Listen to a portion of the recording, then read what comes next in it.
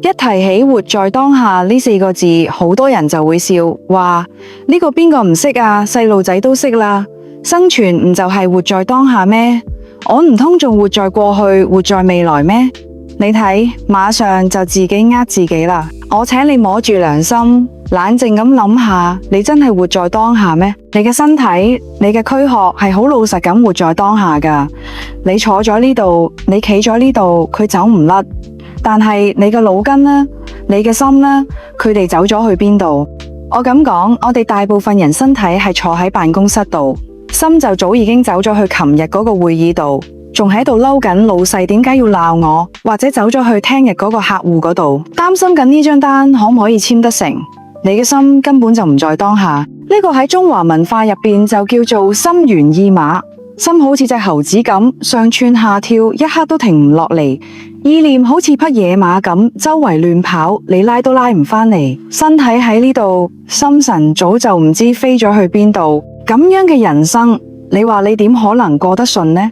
你就係自己搞到自己七零八落，自己搞到自己身心分離。所以真正聰明嘅人，真正有智慧嘅人，佢一定識得一個最根本嘅道理，就係要將呢個亂跑嘅心安頓在當下。呢個就係一種好高明嘅生存智慧。具體點樣做呢？其實講穿咗都就係3件事。你將呢3件事諗通咗，做到咗，你嘅人生就會一日比一日順遂。邊3件呢？第一，唔念過去；第二，不懼未來；第三，安住當下。我哋逐件嚟睇。第一，唔念過去。乜嘢叫唔念過去？就係過去嘅事，唔管係好嘅定係壞嘅，都俾佢過去。呢句話講起嚟好容易，做起嚟非常之難。點解？因為人嘅情感係有慣性嘅，一件事發生咗，佢會喺你心入邊留低一道痕跡。好嘅痕跡俾你回味，壞嘅痕跡俾你傷痛。呢個痕跡就好似車輪壓過泥地留低嘅車切咁，好心你唔諗佢，佢自己會冒出嚟。我哋先講壞嘅過去。好多人一世人過得唔開心，就係因為佢始終摸住一個沉重嘅過去包袱。琴日同老婆嗌咗交，今日仲喺度嬲緊。上個禮拜俾同事講咗句衰嘢，呢個月心入邊都過唔去。10年前投資失敗，蝕咗一大筆錢，到而家仲捶胸頓足，話我當初要係唔做嗰個決定就好啦。你睇，呢個就係活喺過去嘅典型，佢將而家嘅寶貴時間攞嚟懊悔一件已經發生咗，而且永遠唔可能改變嘅事。你話呢個人佢聰唔聰明？佢簡直係天底下最愚蠢嘅人。西方人有句話，唔好為打翻咗嘅牛奶而喊。呢句話好有道理，牛奶已經灑咗喺地下。你企在嗰度喊1個鐘，喊1日，請問嗰啲牛奶會自己走返入支樽度咩？唔可能㗎，你喊得幾傷心，佢都只係一灘污糟嘢，你最後仲係要自己攞條拖把將佢拖乾淨。你喊嗰個過程完全係浪費你嘅精力，浪費你嘅眼淚，仲搞壞咗你自己嘅心情。呢個道理我哋都識，但係事情一發生喺自己身上，我哋就忘咗。我哋就企喺嗰灘打翻咗嘅牛奶面前，喊到死去活嚟。中華文化入邊有個更加深刻嘅詞叫做覆水難收，潑出去嘅水係收唔返嚟嘅。姜子牙嘅故事大家都聽過，佢老婆嫌佢窮，同佢離咗。後尾佢發達咗，做咗大官，佢老婆又想返嚟，姜子牙就將一盆水潑喺地下，話你將呢啲水收返嚟，我就俾你返嚟。佢老婆點收？佢只可以趴喺地下捧起一把泥水，係收唔返嚟嘅。呢個故事話俾我哋知乜嘢？就係話俾我哋知過去嘅事，佢嘅性質係已然，已經係咁啦。佢係一個定數，你用而家嘅心去同一個過去嘅定數較勁，你唔係以卵擊石咩？所以對過去唔好嘅事，我哋應該保持點樣嘅心態？4個字：既往不咎。過去嘅就算啦，唔係叫你忘記嗰個傷痛，你可能忘唔到，但係你可以選擇唔救。救就係追究，就係計較。我唔同你計較啦，我唔係原諒嗰個傷害我嘅人，我係放過我自己。你諗下，你心入邊裝住一個恨字或者一個悔字，你日日喺心入邊琢磨佢，一次又一次咁回想嗰個痛苦嘅場面，你到底係喺度懲罰邊個？你係喺度懲罰嗰個傷害你嘅人咩？唔係，佢可能早就忘咗，過得好好地。你係喺度懲罰你自己，你等於係攞人哋嘅錯誤嚟不斷咁折磨今日嘅你。呢個世界上冇比呢個更加划唔來嘅買賣啦。咁好嘅過去呢？好嘅過去要唔要念？好多人話壞嘅唔能念，好嘅總可以念下啦。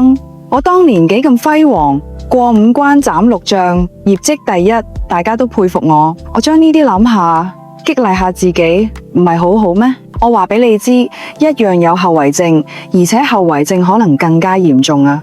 我哋成日講句話，好漢不提當年勇，點解？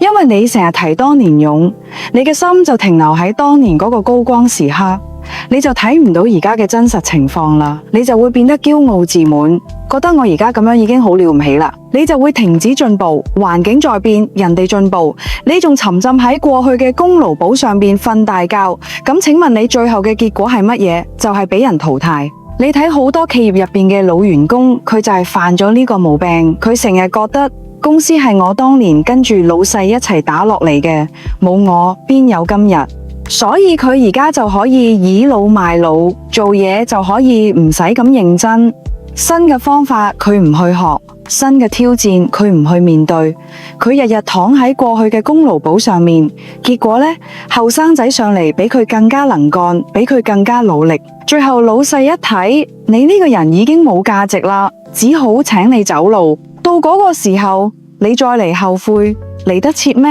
嚟唔切嘅。所以無論係光榮嘅過去，定係傷痛嘅過去，佢哋都有一個共同嘅特點，就係佢哋已經過去咗。佢哋好似一個過期嘅罐頭，你再打開嚟食，唔單止冇營養，仲可能會食壞肚。真正聰明嘅人，佢係將過去當成一本歷史書。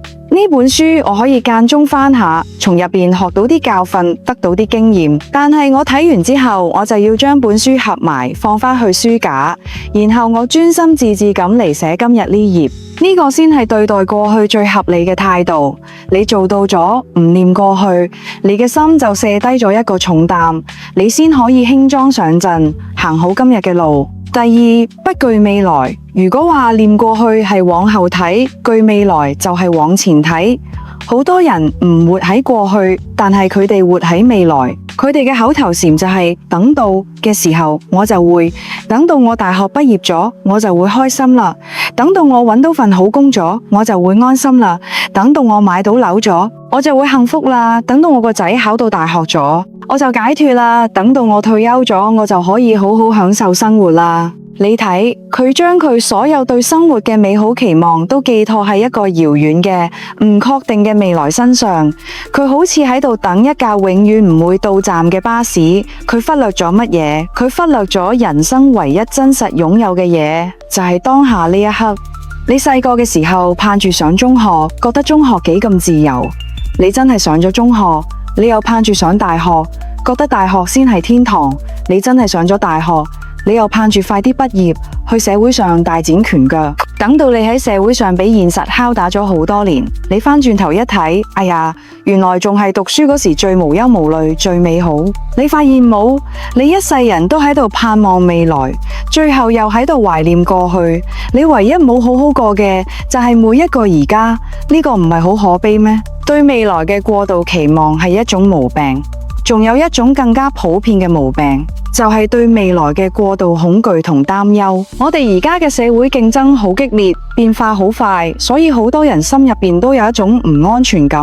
佢明明有份穩定嘅工，有個和睦嘅家庭，有幾個知心嘅朋友，生活其實過得幾好，但係佢心入邊唔踏實。佢成日擔心，萬一我失業點算？萬一我病咗點算？萬一經濟唔好點算？萬一個仔學壞咗點算？佢個腦成日都喺度上演各種各樣嘅災難片啊！主角就係佢自己。我問你，你咁樣擔心有用咩？有少少用，佢會提醒你要未雨綢繆。但係絕大部分嘅擔心都係多餘嘅，都係喺度消耗你嘅心力。中華文化入邊有個成語叫做杞人憂天。古代杞國有個人，佢日日擔心天會冧落嚟，地會冧落去，咁自己唔就冇地方企啦咩？佢擔心到乜嘢程度？擔心到食唔落飯、瞓唔着覺，成個人都快垮啦。後尾有人去開導佢，話天係氣構成嘅，點會冧落嚟呢？地係土塊構成嘅，非常堅實，點會冧落去呢？佢聽咗之後先放低心嚟。呢個杞人憂天嘅故事，我哋聽咗都覺得好好笑。呢個人點解咁傻？天點會冧落嚟呢？但係你諗下我哋自己，我哋擔心嘅嗰啲事，失業、生病、意外，佢哋發生嘅概率同天冧落嚟嘅概率比邊個高邊個低？其實好多時候我哋就係嗰個杞國人。我哋將大量嘅精神能量用嚟擔憂嗰啲小概率嘅，我哋無法控制嘅，甚至根本唔會發生嘅未來事件。結果呢，就係將今日嘅生活搞到一團糟。你因為擔心未來可能會失業，所以你今日工作嘅時候就心神不定，表現唔好，結果反而增加咗你真係俾老細炒嘅風險。你睇呢個唔就係自己嚇自己，最後將壞事招埋嚟咩？易經嘅智慧話俾我哋知，未來係不可預知嘅，因為宇宙唯一不變嘅真理就係變，一切都係變化當中。你今日睇到嘅情況係咁，聽日可能就完全係另外一個樣。咁你去為一個唔確定嘅、永遠在變動嘅嘢而焦慮，你唔係自尋煩惱咩？咁係咪話我哋對未來就完全唔理唔睬？今朝有酒今朝醉呢？唔係嘅，呢個又係行到另外一個極端啦。不懼未來唔係俾你唔做準備，而係俾你唔好焦慮。準備同焦慮係兩回事。乜嘢係準備？準備係喺當下可以採取嘅行動。你擔心未來會生病，咁你就從今日開始好好食飯，好好瞓覺，堅持做運動，呢個係聰明嘅準備。你擔心未來知識唔夠用，咁你就從今日開始，每日抽1個鐘嚟學習嚟讀書，呢個係聰明嘅準備。你擔心未來經濟狀況唔好，咁你就從今日開始合理消費，量入為出，每個月儲少少錢，呢個係聰明嘅準備。你睇，所有有效嘅準備，佢嘅落腳點都在當下。而乜嘢係焦慮呢？焦慮係純粹嘅心理活動，佢唔產生任何實際嘅行動。你瞓喺床上面，翻嚟覆去咁諗，哎呀，萬一我得咗癌症點算？諗到滿頭大汗。但係你既唔去做身體檢查，又唔去改善生活習慣，呢種空想就叫做焦慮。佢除咗俾你今晚瞓唔着覺之外，冇任何好處。所以一個真正有智慧嘅人，佢對待未來嘅態度係盡人事，聽天命。乜嘢叫盡人事？就係我將當下我能做嘅、應該做嘅準備功夫都做到位。我將今日嘅磚一塊一塊咁砌好。至於聽日能唔能夠蓋成一棟大樓，嗰個係聽日嘅事，嗰個係天命。我唔過分去擔憂，因為我知道未來唔係我能夠完全掌控㗎。我唯一能夠掌控嘅就係我砌磚嘅呢隻手同我腳下呢塊地。我將當下嘅因種好咗，未來嘅果自然唔會太差。你日日為咗未來嘅果實而焦慮，卻忘記咗俾今日嘅樹苗淋水施肥，咁你未來能夠收穫乜嘢呢？只能夠收穫一棵枯樹。所以唔好再將幸福寄託於未來啦。未來嘅幸福係虛無縹緲嘅，真正你能夠捉得住嘅幸福就喺當下。你俾每一個當下都過得好開心、好充實，咁你嘅一世人串聯起嚟就係幸福嘅一世人。第三，安住當下，講完咗唔念過去，不懼未來，咁結論就好清楚啦。我哋人生嘅立足點應該擺在邊度？就擺喺呢第三點，都係最關鍵嘅一點，安住當下。唔念過去係將心靈嘅後門閂埋，唔俾過去嘅幽靈嚟打擾你；不懼未來係將心靈嘅前門都閂埋，唔俾未來嘅幻象嚟迷惑你。前後門都關埋咗，你嘅心先能夠安安穩穩咁留喺當下呢個房間入邊。呢個時候你先算係真正開始生活。乜嘢叫活在當下？講穿咗就係全然咁投入你而家正在做嘅事，全然咁去感受你而家所處嘅環境。你嘅身體在呢度，你嘅心都100%咁在呢度。呢個係一種合一嘅狀態，一種非常強大嘅狀態。你睇一個悲觀消極嘅億萬富翁，佢雖然好有錢，但係佢日日都唔開心。佢食飯嘅時候喺度擔心生意，瞓覺嘅時候喺度擔心俾人綁架。佢擁有全世界，但係佢冇擁有當下呢一刻嘅安寧。佢嘅心係散嘅，係亂嘅。再睇一個樂觀積極嘅窮光蛋。佢可能今日夜晚仲唔知聽日朝早嘅早餐喺邊度，但係佢而家手入邊有個饅頭，佢就開開心心咁食，食得津津有味。佢能夠感受到嗰個饅頭嘅香甜。食完咗，佢睇到路邊嘅野花開得好靚，佢能夠由衷咁去欣賞嗰朵花嘅美。你話呢兩個人邊個更加幸福？毫無疑問係後者，因為佢擁有咗千金難買嘅嘢，當下嘅快樂。我哋好多人都本末倒置咗啦，我哋以為要有好多錢、好高嘅地位、好大嘅成就，我哋先能夠快樂，其實都搞錯咗啦。快樂係一種能力，係一種你隨時可以從當下發掘出嚟嘅能力，佢同外在嘅條件關係真係唔大。你唔好欺騙自己，如果你真係想要快樂，你而家呢一分呢一秒你就能夠揾到。你而家正喺度呼吸，你有冇用心去感受下呢一呼一吸之間生命嘅流動？呢個唔值得快樂咩？你仲能夠自由咁呼吸？全世界有幾多人喺醫院入邊要靠呼吸機？你一比你就知你幾咁幸福啦！你而家口渴咗，能夠飲到一杯乾淨嘅水，你有冇感受到嗰啲水流過喉嚨嘅清涼同埋甘甜？呢個唔值得感恩咩？你同朋友傾偈，你有冇真正咁去聽佢講嘅每一個字，去感受佢分享嘅情緒？定係你一邊聽一邊玩手機？我哋中華文化特別講究用心呢兩個字，用心食飯，用心飲茶，用心行路，用心做嘢。呢個用心就係將你嘅心安放喺你當下所做嘅事上面。道在邊度？道家話道在使力。呢句話聽起嚟唔好聽，但道理好深，就係話最高深嘅真理就蘊含在最平凡嘅日常俗事當中。你上廁所嘅時候就係上廁所，你食飯嘅時候就係食飯。你唔好食飯嘅時候諗住工作，工作嘅時候又諗住去玩。你將每一件事都喺佢發生嗰一刻，用你嘅全部身心去體驗佢，去完成佢。呢個就係一種修行。一種非常高明嘅修行。當你能夠做到呢一點嘅時候，你會發現生活中嘅樂趣無處不在。一陣清風吹過你嘅面，你會覺得好舒服。一聲清脆嘅雀仔叫傳到你耳仔入邊，你會覺得好動聽。甚至你遇到一件好棘手嘅工作，當你全神貫注咁去解決佢嘅時候，嗰個專注嘅過程本身就會帶俾你一種滿足感同力量感。